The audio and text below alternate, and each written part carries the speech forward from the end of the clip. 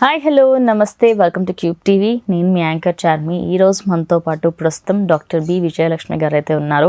Educationist, ఒక బ్యాంకర్గా ఉండి ఇప్పుడు ఎడ్యుకేషనిస్ట్గా మారారు. అలాగే ఫ్రీలాన్స్ లెర్నింగ్ కోచ్గా 15 సంవత్సరాలుగా ఎన్నో విధాలుగా ఎంతో మందికి సహాయపడుతున్నారు. అండ్ అలాగే లైఫ్ వెల్నెస్ కన్సల్టెంట్ కోచ్గా కూడా ఉన్నారు. మేడం మనతో ఉన్నారు, మేడంతో మాట్లాడదాం.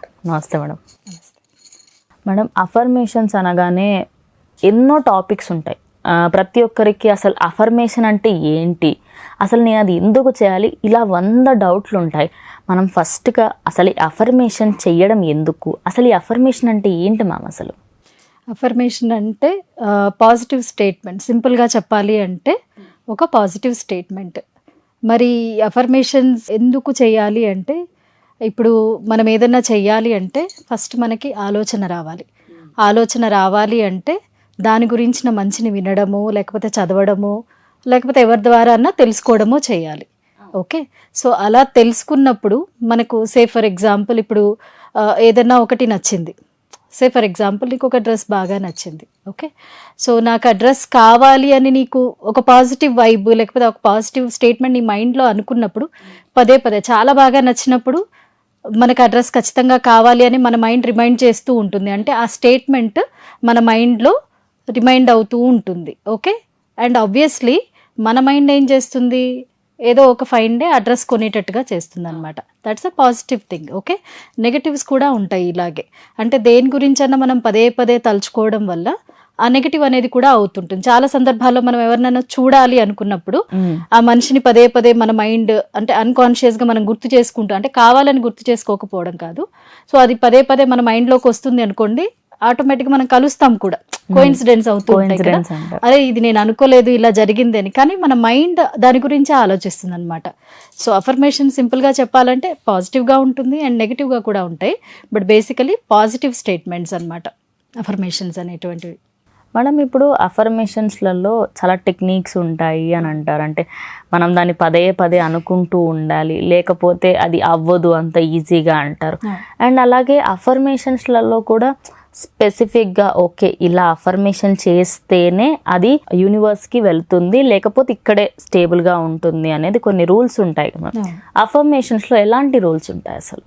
అఫర్మేషన్స్లో రూల్స్ అని కాదు, కానీ ఒక విధానం ఉంది, పాటించే విధానం.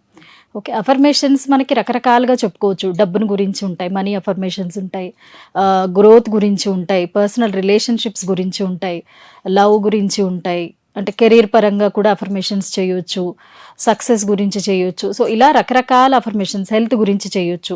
సో రకరకాల అఫర్మేషన్స్ ఉంటాయి అన్నమాట. సో అఫర్మేషన్స్ చేసేటప్పుడు ఒక విధి విధానం అనేది ఉందన్నమాట. ఏదైనా సరే దీనికి కీ రూల్ వచ్చేసి కంటిన్యూటీ.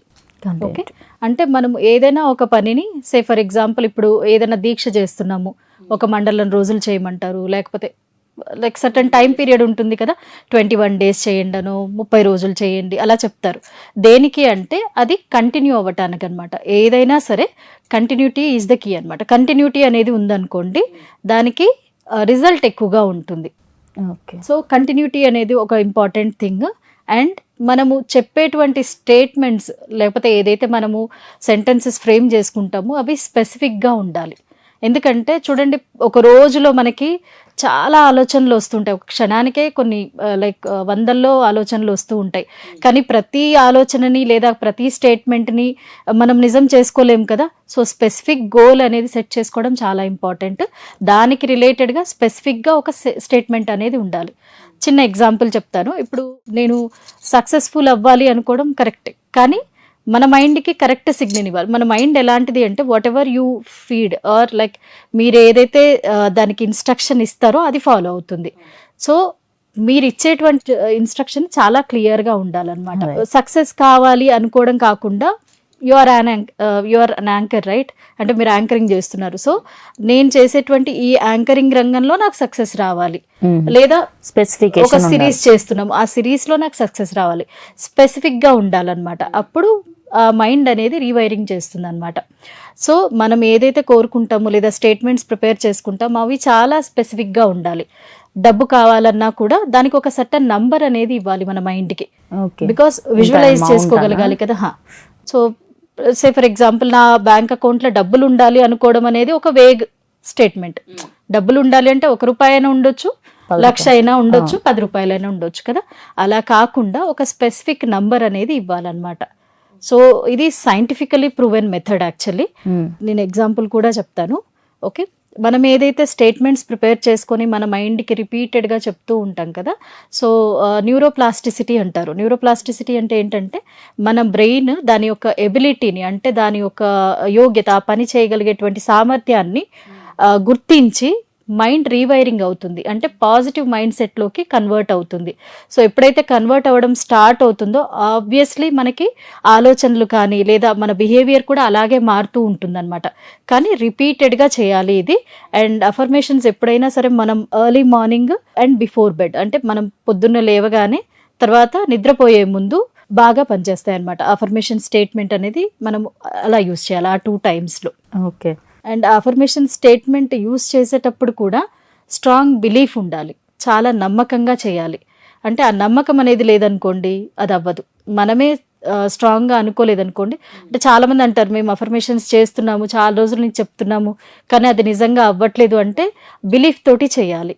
నమ్మినప్పుడు, అంటే మనల్ని మనం అలైన్ చేసుకొని ఆ బిలీఫ్ తోటి చేసినప్పుడు మాత్రమే అది వర్కౌట్ అవుతుంది. ఓకే. అంటే నాకు ఒకటి మైండ్లో వచ్చింది, correct me if I'm wrong ma'am.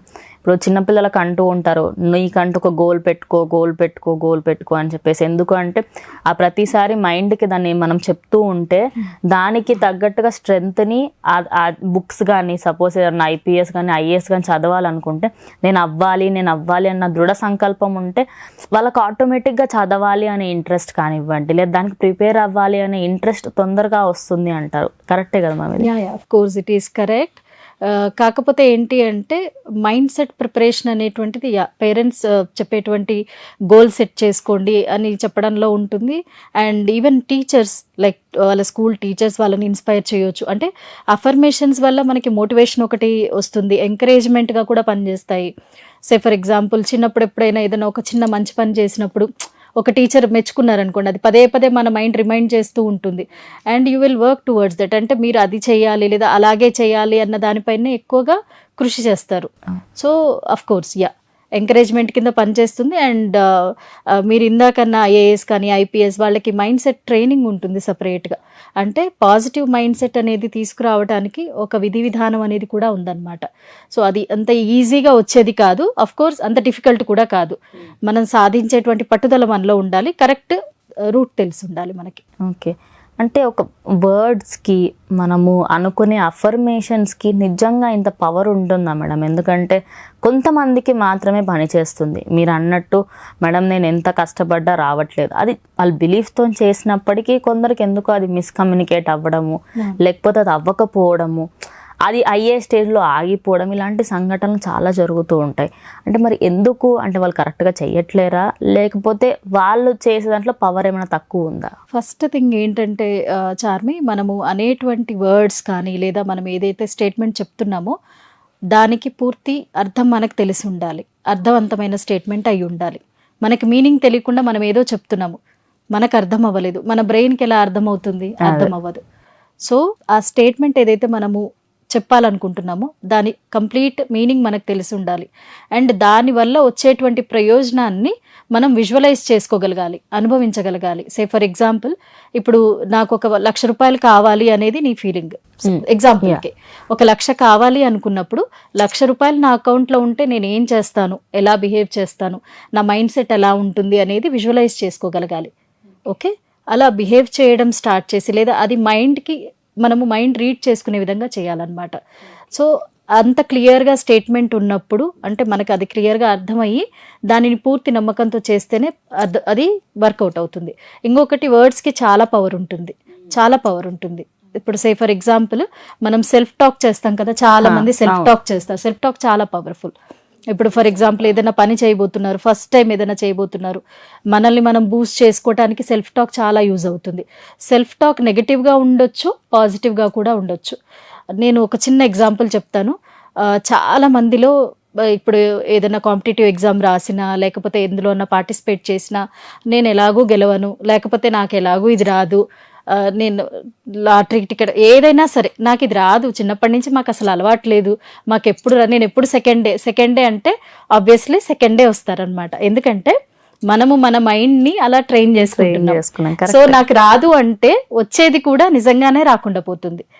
So negative టాక్కి అంత ఎఫెక్ట్ ఉంటుంది. అందుకనే ఎప్పుడు పెద్దవాళ్ళు శుభం పలుకు లేకపోతే సాయంత్రం పూట సాయం సంధ్య వేళల్లో ఇట్లా నెగటివ్ వర్డ్స్ వాడకూడదని పెద్దవాళ్ళు చెప్తుంటారు. వాళ్ళు ఊరికనే చెప్పలేదన్నమాట. సో నెగటివ్ వర్డ్స్ అనేటువంటివి మనం ఒక పదం మాట్లాడేటప్పుడు చాలా ఆచితూచి ఆలోచించి మాట్లాడాలి. పేరెంట్స్ అయినా సరే పిల్లలతో అనేటప్పుడు నిజంగానే ఆ చైల్డ్ చేయలేకపోవచ్చు, లేకపోతే నిజంగానే ఫ్రెండ్స్ ఉన్నారు, నిజంగానే ఎబిలిటీ లేకపోవచ్చు, బట్ స్టిల్ మన వర్డ్స్ తోటి మనం నొప్పించకూడదు. లేదు నువ్వు చెయ్యగలవు అన్న ఆ పాజిటివ్ వర్డ్ చాలా కాన్ఫిడెన్స్ ఇస్తుంది. చాలా సందర్భాల్లో మనము చాలా మందికి అంటే మనం ఫైనాన్షియల్గా కానీ లేకపోతే మనం నిజంగానే ఆ ప్రాబ్లమ్ని ఇన్వాల్వ్ అయ్యి సాల్వ్ చేయలేకపోవచ్చు, కానీ పర్వాలేదు ధైర్యంగా ఉండు నేనున్నాను అనే ఒక చిన్న స్టేట్మెంట్ చాలా ఆత్మస్థైర్యాన్ని ఇస్తుంది వాళ్ళకి. అంటే వాళ్ళకి మనోనిబ్బరం అనేది వస్తుందన్నమాట. అది ప్రతి ఒక్కరి లైఫ్లో కూడా చిన్నప్పటి నుంచి పెరిగి పెద్ద అయ్యేంతలోపు పేరెంట్స్ దగ్గర నుంచి కానీ స్నేహితుల దగ్గర నుంచి కానీ లేదా రిలేటివ్స్ దగ్గర నుంచి కానీ ఖచ్చితంగా ప్రతి ఒక్కరూ ఆ అనుభూతిని పొంది ఉంటారు. ఎందుకంటే వాళ్ళు నిజంగా ఏం చేయకపోయినా ఆ స్టేట్మెంట్ అనేది అనడం ద్వారా చాలా ధైర్యం అనేది వస్తుందన్నమాట. ఓకే, అంటే యాక్చువల్లీ ఇది అవుట్ ఆఫ్ ద బాక్స్ కాకపోవచ్చు. రీసెంట్గా ఒక సైకియాట్రిస్ట్ దగ్గరికి వెళ్ళినప్పుడు సార్ ఒక మాట అన్నారు. డాక్టర్ ఏమన్నారంటే, నా దగ్గరకు వచ్చే వాళ్ళలో ఎక్కువ సెల్ఫ్గా మాట్లాడుకునే వాళ్ళు ఉన్నారమ్మా, వాళ్ళు ఎంత స్ట్రాంగ్ ఉన్నారంటే అంత స్ట్రాంగ్ ఉన్నారు, కానీ వీళ్ళని డౌన్ చేసేది ఎవరు అంటే వాళ్ళ పేరెంట్స్, వాళ్ళ రిలేటివ్సే.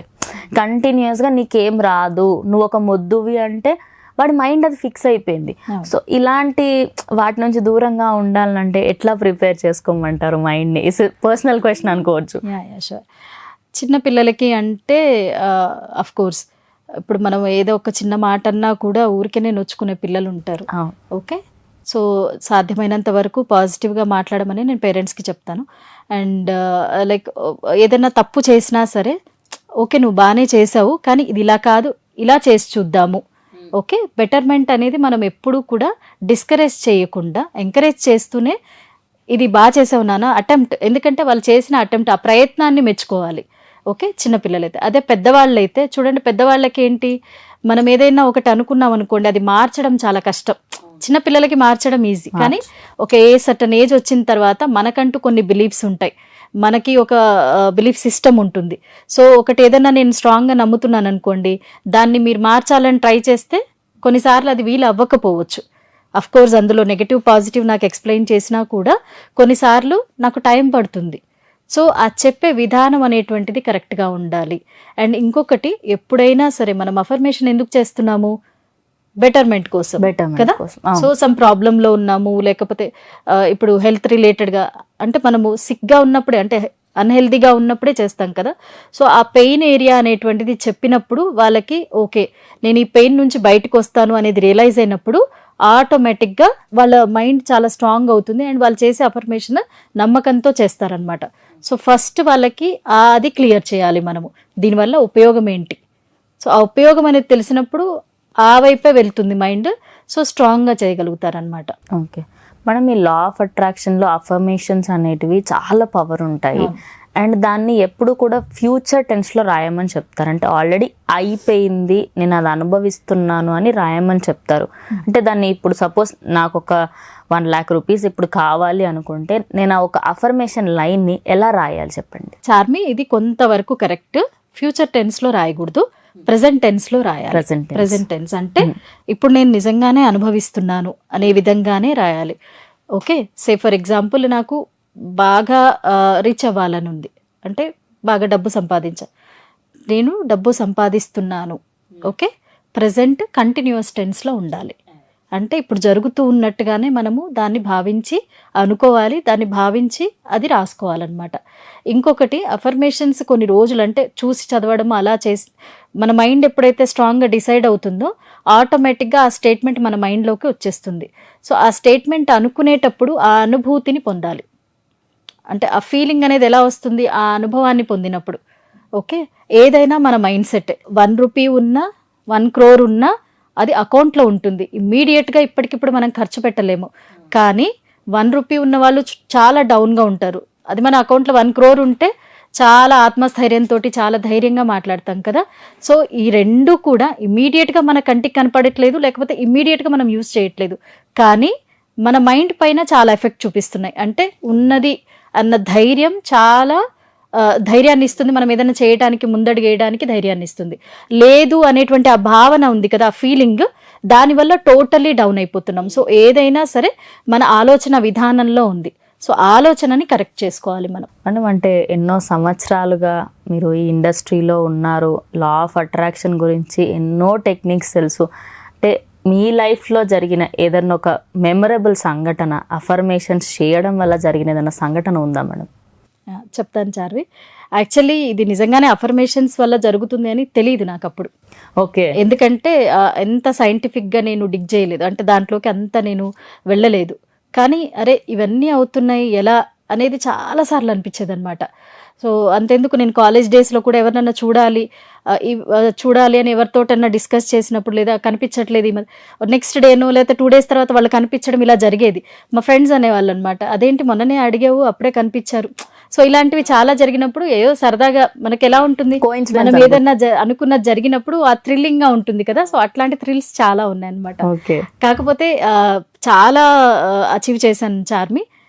లైక్ అఫర్మేషన్స్ గురించి కరెక్ట్గా తెలియనప్పుడు కూడా నేను అచీవ్ చేయగలిగాను. That is all by God's grace, దేవుడి దయ వల్లనే.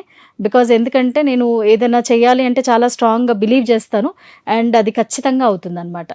సో ఎందుకంటే అంత స్ట్రాంగ్గా నేను ఆ స్టేట్మెంట్ని నా మైండ్కి పాస్ ఆన్ చేస్తాను. ఓకే. నాకు చాలా మెమరబుల్ మూమెంట్ ఏంటి అంటే మా పాప పుట్టడం అనమాట. ఓకే. మా పాప పుట్టడం చాలా మెమరబుల్ నాకు. ఎందుకు అంటే నేను సెకండ్ టైం కన్సీవ్ అయినప్పుడు లైక్ ఎప్పుడు నేను మా హస్బెండ్తో అనేది అనమాట, నాకు ఒక అందమైన పాప కావాలి, మీలాగా ఉండాలి, మీ పోలికలతోటి. ఆబ్వియస్లీ అందరికీ ఉంటుంది కదా. సో నాకైతే మీ పోలికలతోటి ఒక పాప కావాలి అని ఎప్పుడు అనేదాన్ని, అంటే నేను ప్రెగ్నెంట్ కాకముందు కూడా. సో ఆయన సరదాగా నవ్వి తీసేసేవాళ్ళు అనమాట. సో అది నాకు ఎంత స్ట్రాంగ్గా నా మైండ్లో ఉంది అంటే నా మైండ్లో ఆటోమేటిక్గా అది వెళ్ళిపోయింది అనమాట.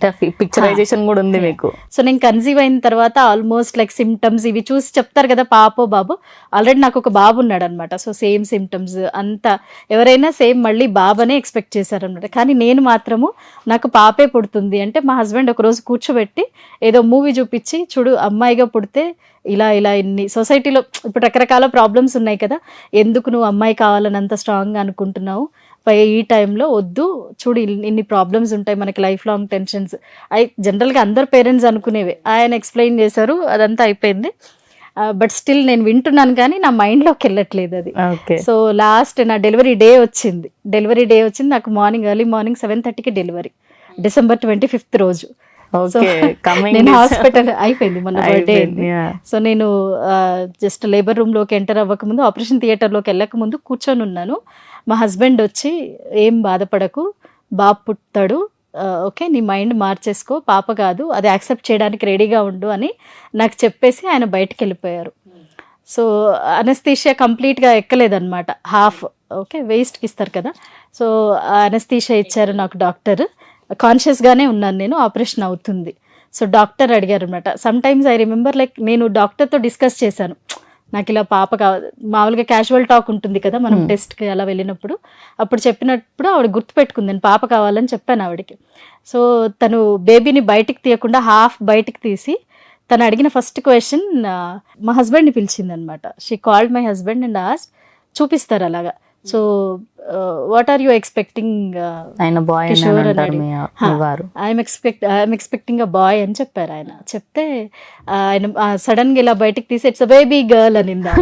అనగానే నేను ఎంత పెద్దగా నవ్వానంటే, అంటే నేను హాఫ్ కాన్షియస్ గానే ఉన్నాను కదా, చాలా పెద్దగా నవ్వేశాను అనమాట, పెద్దగా. అయితే Vijayalakshmi control control control, don't love, this is hospital అని ఆవిడ కంట్రోల్ చేస్తున్నారు. Except me everybody were shocked. నేను ఒక్కదానే హ్యాపీగా ఉన్నాను, వాళ్ళందరూ షాక్ అయ్యారు, ఎందుకంటే వాళ్ళందరూ బాయ్ అని బిలీఫ్ లో ఉన్నారు. So I was so happy that I could do actually. అంటే నేను, అది దేవుడి నిర్ణయమే of course, but my will was so strong. నాకు ఖచ్చితంగా పాప కావాలి అనే కోరిక చాలా స్ట్రాంగ్గా ఉండింది. ఇలాంటివి చాలా చేశాను, without any back support or without any financial background I could achieve many things. Thank you ma'am. ఒక అంటే మెమరబుల్ స్టోరీని చెప్పారు. బికాస్ అఫర్మేషన్ అనేది చాలామందికి ఐడియా ఉన్నప్పటికీ ఓకే నేను ఇలా రాయాలి, ఇలా చెప్తే అవుతుంది, నా మైండ్ని నేను కంట్రోల్ చేసుకుంటే అవుతుంది అనేది చాలా తక్కువ మందికి తెలుసు. మీరు చాలా డీటెయిల్గా ఎక్స్ప్లెయిన్ చేస్తారు. Thank you ma'am. Thank you so much Charmi. There are courses also which I conduct. Okay, ఇంకా మనం డీప్గా వెళ్ళొచ్చు. సిస్టమాటిక్ లెర్నింగ్ అనేది ఉంటుంది అండ్ హ్యాండ్ హోల్డ్ గైడింగ్ అనేది కూడా చాలా అవసరం దీనికి. సో ఇంట్రెస్ట్ ఉన్న వాళ్ళు ఎవరైనా మీ ఛానల్ని కాంటాక్ట్ అవ్వచ్చు. I will help them. Thank you ma'am. Thank you so much. Thank you so much. So మీరు మేడంతో మాట్లాడాలి అనుకుంటే కింద స్క్రోల్ అవుతున్న నంబర్కి కాల్ చేసేసేయండి. ఇది వాళ్ళటి వీడియో. ఇంకో వీడియోతో మళ్ళీ కలుస్తాం. అంతవరకు చూస్తూ ఉండండి క్యూబ్ టీవీ. పదాలు తెలియని పెదవులకు అమృత వాక్యం అమ్మ. సంతానలేమి సమస్యతో బాధపడుతున్న ప్రతి స్త్రీమూర్తి బాధను మేము అర్థం చేసుకోగలం. ఫెటినైన్ వరల్డ్ బెస్ట్ ఎంబ్రియాలజీ ల్యాబ్ మరియు జిల్ట్రిక్స్ అలారం సిస్టాన్ని మొట్టమొదటిసారిగా ఏపీ మరియు తెలంగాణలో ఈ నెల 9న ప్రముఖ సినీ నటి స్నేహ, స్పెయిన్ దేశానికి చెందిన international senior embryologist Javier Herrera గారు ప్రారంభించారు. ఈ శుభతరుణంలో రక్త పరీక్షలు, AMH test, RBS, సెమిన్ analysis, ultrasound scan, follicle scan ఈ నెల 31 వరకు ఉచితంగా అందిస్తుంది. 49 49 అంటే సంతానం, 49 అంటే సంతోషం.